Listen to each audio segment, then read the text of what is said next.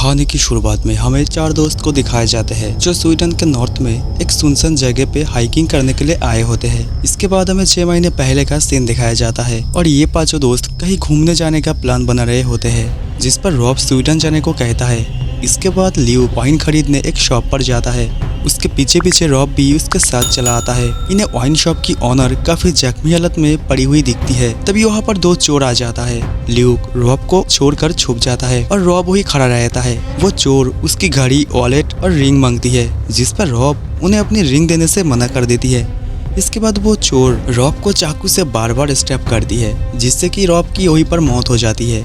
इसके बाद हमें स्टार्टिंग वाला सीन दिखाया जाता है। ये सब रॉब के यादों में यहाँ पर आए होते हैं। ल्यूक अभी भी कहीं न कहीं रॉब की मौत के जिम्मेदार खुद को मानता है। अगर वो उस दिन चोरों पर हमला करता तो शायद आज रॉब जिंदा होता। अब चारों दोस्त एक पहाड़ पर जाकर रॉब का मेमोरियल बनाकर उसे याद करते हैं। पहाड़ से नीचे आते वक्त टॉम का पैर मुड़ जाता है और उसे काफी दर्द होता है। ये देखकर एक दोस्त मैप पर एक शॉर्टकट रोड को ढूंढ लेता है जो जंगल के अंदर से होता हुआ मेन रोड पर ले आता है। ल्यूक जंगल में जाने को मना करता है, लेकिन सारे दोस्त जाने के लिए राजी थे। रिक्वेस्ट करने पर ल्यूक को भी राजी होना पड़ता है। जंगल में जाते ही उन्हें पेड़ पर लटका हुआ एक हिरन मिलता है और उसकी पेट पूरी तरह से फटी हुई थी, जिसमें से अभी भी खून टपक रहा होता है। खून को देखकर ये लोग समझ जाता है इसका शिकार अभी अभी हुआ है। ये देखकर ये लोग डर जाते हैं। कुछ ही देर में यहाँ पर रात हो जाता है और बारिश भी शुरू हो जाती है। इन्हें यहाँ के पेड़ों पर अजीब सा निशान बना हुआ दिखाई देता है। बारिश की वजह से ये सब वहाँ के एक केबिन में चले आते हैं। तभी ल्यूक को जंगल से कुछ आवाज सुनाई देती है। इन्हें केबिन के अंदर वही पेड़ पर बने निशान के लॉकेट दिखाई देती है। एक दोस्त लकड़ी के लिए केबिन के ऊपर वाले रूम में जाते हैं। तभी उसे वहाँ पर कुछ अजीब सी चीज दिखाई देती है। वो सबको ऊपर बुलाकर दिखाती है। रात में सोते वक्त ल्यूक को बाहर से एक रोशनी नजर आते है। ल्यूक केबिन का दरवाजा खोलते ही वही वाइन शॉप पर पहुंच जाता है जहां पर उसकी दोस्त रॉब का खून हुआ था। तभी उसे एक झटका महसूस होता है और अपने आप को घर से बाहर पाता है और अपने सीने पर चोट लगने की निशान देखती है।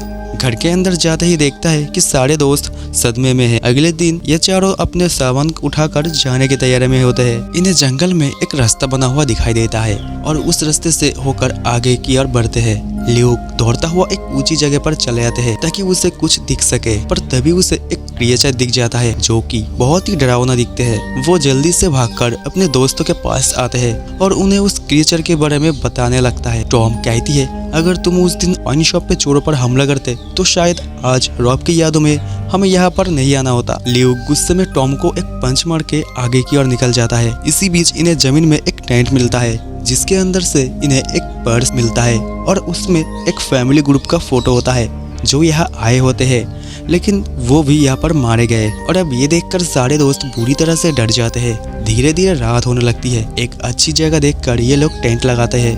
उसी रात ल्यूक को फिर से वही सपना आता है और इस बार एक चोर ल्यूक को डरपोक कहता है और तभी ल्यूक की नींद खुल जाती है। तभी उसे बाहर से चिल्लाने की आवाजें सुनाई देती है। फिल ल्यूक को कहती है एक बड़ा सा क्रिएचर हज को उठाकर ले गया। ये तीनों उसे बचाने के लिए हज के आवाज के पीछे दौड़ता है, लेकिन उन्हें हज कहीं नहीं मिलता।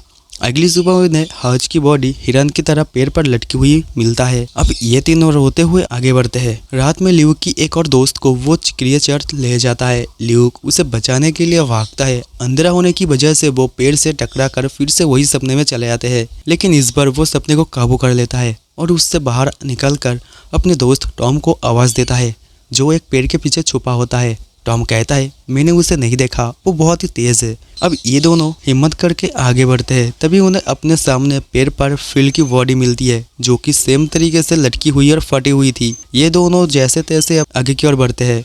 तभी उन्हें सामने एक घर दिखाई देता है जिसके रास्ते में आग जल रही होती है। वो देखती है एक बूढ़ी औरत किसी की पूजा कर रही थी। तभी वो क्रिएचर इनके पीछे आ जाता है। ल्यूक उस क्रिएचर को पहली बार देखती है। उसकी 4 पैर और 2 हाथ होता है और दिखने में काफी डरावना लगता है। ल्यूक उसे गोली मारता है पर उसे कुछ भी नहीं होता। वो क्रिएचर उसे पकड़ के जमीन में पटक देती है। ल्यूक को एक कुल्हाड़ी मिलता है और उसे उसके सर पे घुसा देता है और ल्यूक भागकर जंगल से बाहर आ जाता है। वो क्रिएचर जंगल से बाहर नहीं आ पाता क्योंकि वही तक उसकी बॉर्डर थी। अब उसे देखकर चिल्लाता है। इसके बाद ल्यूक को आगे रोड भी मिल जाता है और ऐसे ही इस कहानी का अंत हो जाता है और लास्ट में 5 दोस्तों में से एक दोस्त जिंदा होता है।